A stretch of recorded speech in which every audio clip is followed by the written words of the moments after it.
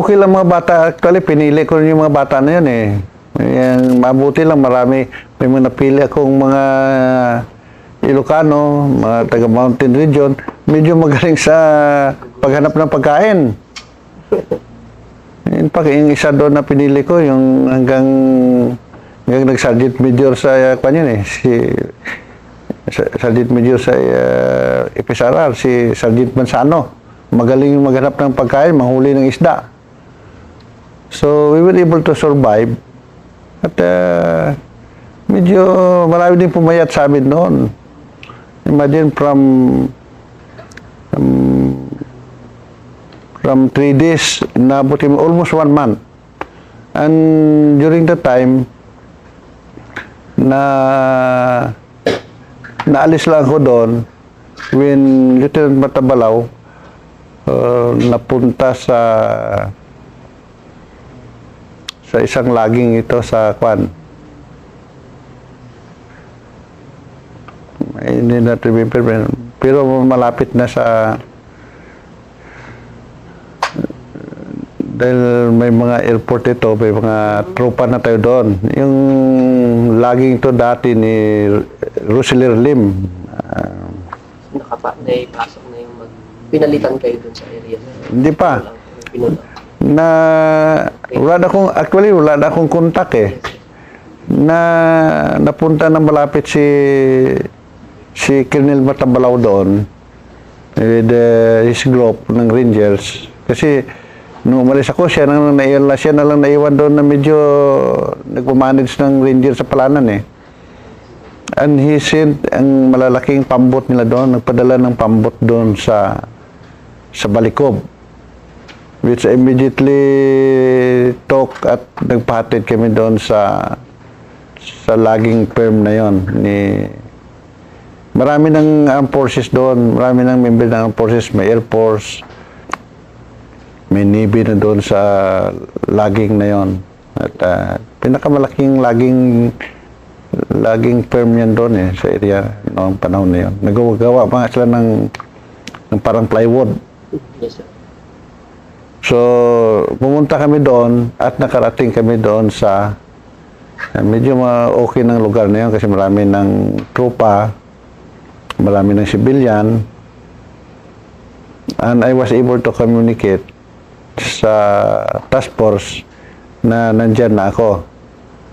So, nung dumating ako doon, instead of welcoming me na nandun ako sa Kabihasnan, kung pagpadala ng message ng task force explaining why I left Balikob without clearance. Explain within 24 hours why you abandon your mission in Balikob and went to sa laging so gusto kong makausap talaga ng personal, sabi permission to explain personally kasi kaya na ng chopper yung kwan eh. Kaya na ng chopper yung from the task force sa kwan. Kaya na. No, kasi sabi nila hindi kaya ng chopper na one flight. Although kaya lang medyo so ganun na. Pero galit na galit ako. Gusto ko talaga i-confront yung task force. Bakit ginawa sa akin yun? Tapos pina-explain pa ako. So, sige. Sabi, padala kayo ng chopper dyan. Minadala ako ng chopper. Pero galit na galit ako. Dala akong carbine ko doon sa kwan. Yung type, carbine lang tala. Task force. Pagdating ko doon, medyo gabi, ang nabutan ko na lang si Colonel Cajiso. Depression. Colonel Cajiso was my kababayan. Yeah. From Negros. Sabi ko sa kanya, pagdating ko, sir, ano ba yan na pinapa-explain pa kami na nagkakasakit na kami doon, 3 araw lang na mission, nabot kinungon. Pa-explainin pa ako na bakit ko inabandon. Samantala, as far as I'm concerned, wala na akong mission doon dahil nalubog na binabantayan ko eh. Nalubog. Sinuspitsahan pa pala ako na sinadya akong pagpalubog. Yes. Pero alam ni Dial Caniso naman sa bagloob ko. Sabi niya, never mind, huwag na mag-alala, tapos na yun. You'll be pulled out tomorrow. Ihatid ka na sa kwan. Babalik ka na sa Tanay tomorrow. Dito na ako, medyo nahimural na ako. Sabi ko silang kwan ko lang, bakit mag-explain pa ako na wala na akong binabantayan doon kasi paglubog naman doon dahil hinila sa dagat eh. Kung doon yun sa ilog, hindi malubog yun, pero hinila sa dagat, open sea. Nakakuan lang. Naka-anchor lang doon sa dagat. Di lulubog talaga, walang tao. Never mind that explanation. Balik ka na. So, yun ang nangyari doon sa Palanan. And the result doon, sa mga combat operation namin, mayroon, ang grupo naman ito, ni Lieutenant Asper, na dinala din ng barko, then rubber boat, papuntang shore, gabi, night operations. Dahil may suspected din na kalaban doon sa isang lugar doon sa, malapit din sa Palanan. At dahil akong group commander doon, supervise the operation. Pagdating doon, dahil sa alon, dalawang rubber boat, malapit na sila sa shore, biglang tinamaan ng malaking, hindi na pagandang posisyon ng rubber boat, biglang tinamaan ng malaking alon. Baliktad ngayon ng rubber boat nila. And the result of that, 3 baril ng Ranger ang nawala. Isang M203, hindi, M79, wala pa M203 ng panahon yan, but we had M1, M79, 1 Armalite, and 1 carbine ang nawala. So, ang team na yon sa 7 tao na wala ng 3 baril, paano mo pa ma-operate yun? So, instead of operating the whole week sila naghanap ng baril nila doon sa isang lugar na yan, malapit sa Palanan. So, yung isa sa mga gusto nilang lessons learned doon, pag nag-travel, kung anong gagawin mo sa baril na hindi mawala sa iyo? Talian. Pero hindi mo na matalian kasi alis ka sa rubber boat paano matalian yan? Kung talian mo naman sa tao, ano bang unahin mo yan? Baril o iligtas mo sarili mo, di ba? Yes. So, walang rules diyan eh. Ang rules diyan na huwag kang malunod. Survive ka. So, 3 baril namin nawala doon. But then, marami din ang accomplishment namin doon. Una-una, napunta kami doon, na-recover namin yung missing sa P5B na nauna doon sa amin. Kaya pinadala doon, dahil naganap ng mga missing in action ng P5B. Mga 3 tao tayo na-recover ng kwan. Although, ang isa doon na-recover na patay na. Ang isa mga sira ng ulo. Hindi na nakakilala. But we were able to recover. Tsaka of course, mga baril. Marami pa rin na-recover na baril doon yung mga Ranger na hakot na ng NPA, pero na-recover pa rin. Of course, yung nasa loob ng MB Karagatan, ay nakadiscover ng MB Karagatan, P5B. Nag-take over lang yung Ranger nung hinahakot na yung mga baril doon. So, yun ang nagawa ng Ranger doon. Medyo experience. Of course, naka-recover din marami din na-recover na baril. So, pagbalik namin, after ng operation sa Karagatan, dismission na naman ang oras naman dismission ng mga class 15. Ang ginawa naman sa akin, hiniwalay naman ako sa grupo ng dismission. Sabi sa akin, medyo critical naman ang Mindoro. So, you pick up 3 teams, ikaw mag-lead doon sa Mindoro test mission. So, ang pinili kong team, medyo sikat. Ang team galing to mga 2nd division ng mga command personnel. Ang team ni Lieutenant Sowa, siguro dadaling yan. General Suwa, narinig mo pangalan na yan? Yes, sir. Isa sa mga famous na ranger. Yes, sir. General Espadero. Yes. Ito mga pinili ko. At ang isang team, pangatlo, team ng Sargento from the 3rd Division. Of course, hindi ko makalimutan because I am from the 3rd Division. So, tatlong team itong dinala ko sa Mindoro. So, unti-unti na nagiging sikat yung Ranger, sir, with the exploits ng Oo. mga teams dito, sir. Kaya nagpapadala na yung mga divisions. So, sa Mindoro, ang tatlong team na ito, nabigyan kami ng magandang info. Ang mga assets doon ng mga PC pa noon, yung mga Iglesia ni Cristo. And during the time, medyo nag-organize pa lang sa Mindoro. We were given info na somewhere, anong bahay dito? I think it's Socorro, Oriental Mindoro. May nandoon yung mga yung mga kalaban. At na-pinpoint nila yung lugar. At may guide na binigay sa amin. So, I organized this tatlong team na to. Ang team ni General Suwa, ginawa kong assault. Ang team ni Lieutenant Espadero, like any organization ng reading team, ang ginawa kong yung blocking kay Lieutenant Espadero, at ang kay sa Sargento is the support team. May iwan sa namin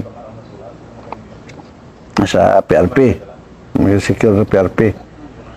So in short, naplano namin ito, nagawa na ang mga few meters sa taas ang kwan nila, kubo sa taas ang kanilang bahay. So in short, na-read namin to at na-execute namin ito ng maganda. We were able to go very near, narinig namin ng kwentuhan na nandiyan lang sila sa itaas, kwentuhan ng mga college days nila eh. May babae na boses. So, naging positive kami na kasi ang report talaga ng mga estudyante dito na natakot sa martial law kasi katatapos lang ng martial law noon, 1972.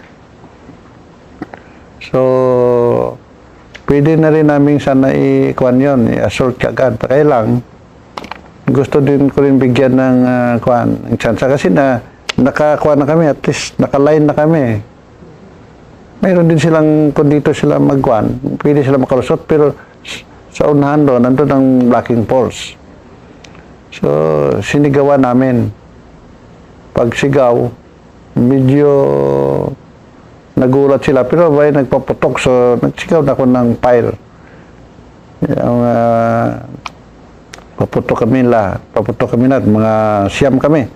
Kasi pito ang team ni Lieutenant Suwa plus tatlo kami sa kwan.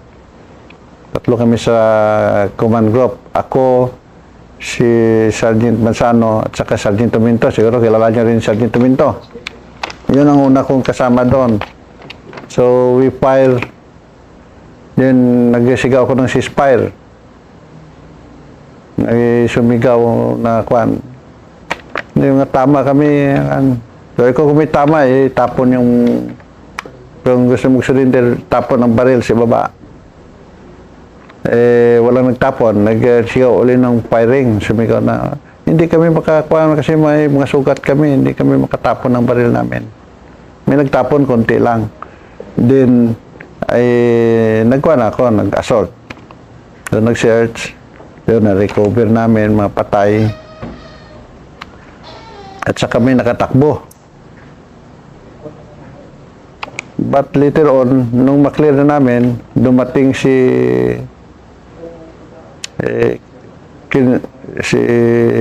Lieutenant Espadero, may nahuli siyang nakatakbo. Actually, isa lang. At may isang patay na nakatakbo. So, nung maklear na, in-account namin, alos ilan ang patay doon? Mga 5 ata. May buhay. Tapos yung may isang babae dito sa kubo na nabuhay. Wala siyang tama. Ang babae na ito, graduate ng Mirinol College to. Puro college eh. Ang isang namatay, estudyante ng Lasal. Ang isa, sa UST naman, tapos ng UST. Ang isa, tapos ng provisionary, wala ko kung anong college. Ganun ang qualification ng mga tao doon sa kubo. At na-recover namin lahat na baril. And in short, naging successful yung accomplishment namin. At yun, nabigyan din kami ng award doon. Yun, award kami lahat doon. Suwa, Espadero, ako. So, natapos ang operasyon namin doon. After that, nakuha pa rin kami doon. Nandun pa rin kami na OPCON. Hanggang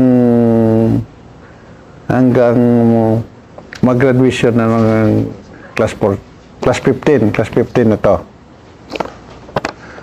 Of course, yung mga kilala dito sa class 15, yun na, Suwa, Espadero. Then, may mga kwan din to, PC na naging general. Sina General Lisan, sina General Garcia, mga PC to. Maraming mga PC dito. Then we started the class 16. Ito naman, class 16. Dismission naman ito sa Bicol. Uli nahiwalay uli. Binigyan uli ako ng hiwalay na team. Tatlong team uli. Ang iba sa Bicol, ako sa Sorsogon. Sa Sorsogon naman, ang kasama ko,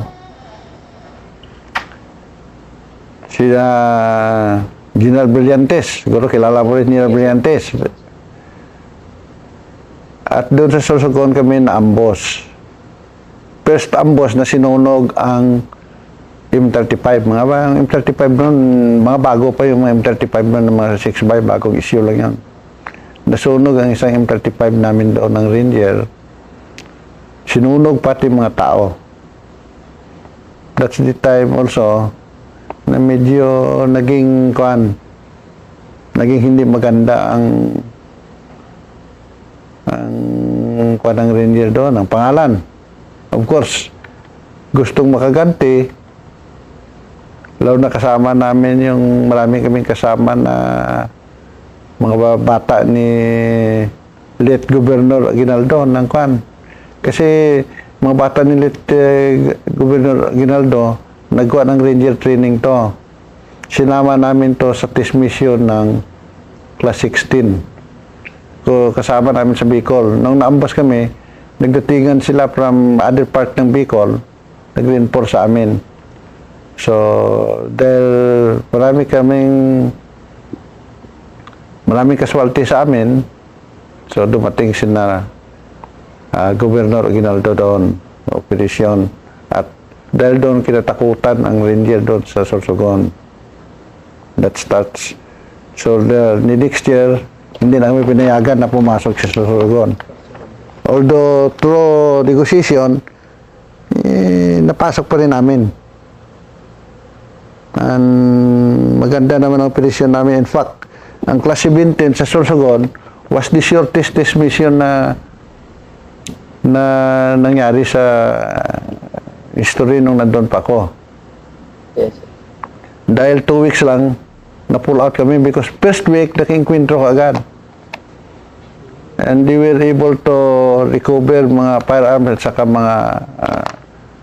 mga casualty sa kalaban without the casualty sa side natin. In first pa lang na operasyon ng Ranger doon. Alam mo naman ang operasyon ng Ranger, we do not have guides noon. Kung may guide, mas maganda. Pero kung walang guide, tuloy pa rin ang operasyon. Yung parang rabbit patrolling lang yan na bahala na kung may masagasaan ka. Nagkataon lang na magaling ang team leader noon. May napansin, usok kasi katatapos lang noon ng bagyo. Talagang nilapitan nilang usok hanggang ma-determine nila na mga kalaban pala. Yun, recover sila ng mga baril doon at napatay nilang mga kalaban. So, pull out kami kaagad at mag-graduation. So, shortest pa niyan, klase 20. Ang nag-lead noon naging general din. General Ramos, Eusebio. Of course, marami pa rin history ang mga class. Kahit itong class 16 din ito, ang regular operation, class 15, nag-regular operation din to sa Mindanao. Doon din sumikat din yung mga ranger doon sa Zamboanga. Ito mga nag-lead nito si Lieutenant Suwa at saka si Lieutenant Espadero at saka si Major Sangan. Doon namatay si Major Sangan sa Labangon, Zamboanga, Sur. Nakita ninyo mayroong barangay doon na Barangay Sangan sa Labangon. Nandun nga yung headquarters ng anong division to? First Division, oh. Doon yun. Doon namatay si ang CEO ng Scout Ranger Group. Siya nag-lead doon ng Scout Ranger Group. At yung mga tao niya sinakwan. Regular operation yan.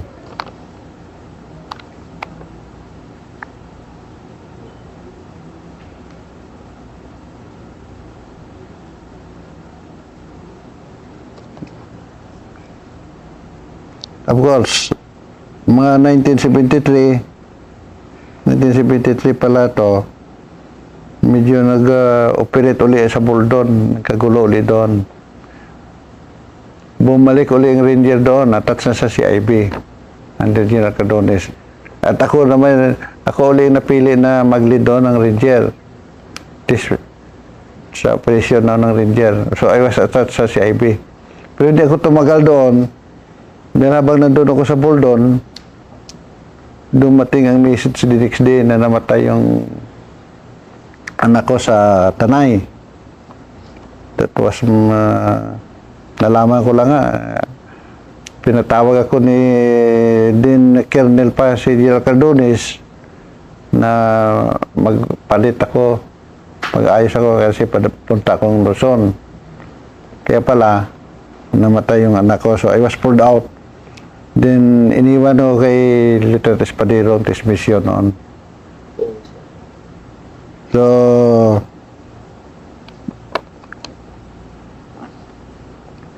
pagkatapos doon, of course, mga routine naman lang mangyayari, mga transmission, hindi naman masyadong, although lahat na transmission ito, may mga encounter lahat to because ang requirements ko noon, hindi makauwi ang mga estudyante, hindi makagraduate hanggang walang encounter. So, maraming encounter ito nung panahon na ito. At may kwento ko pala dito, in 1977,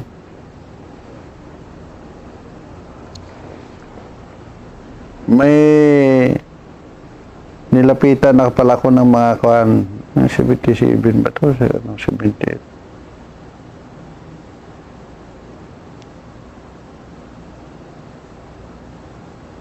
Yung nagkuhan. Nagkuhan pala ako dito, napili na 1977, napili na nanalo ko dito sa Cavaliers Award. At during that time, yung pagpili sa akin, marami akong pinipilian na mas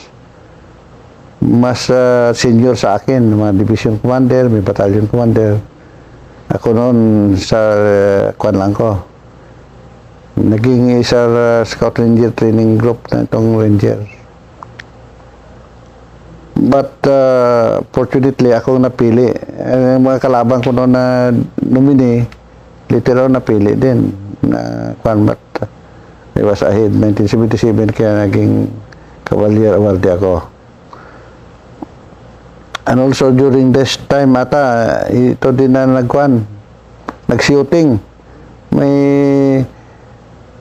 nagkumbinsi sa akin na pelikula ang buhay ko. Although at first kasi medyo hindi ako sanay sa mga hitan ako na pumayag. Pero marami nagkumbinsi sa akin na pumayag na pelikula. Isa sa mga nagkumbinsi ng artista. Kasi Ilonggo rin eh. Sino to? Roberto Gonzales Ah, yes, sir. na pelikula.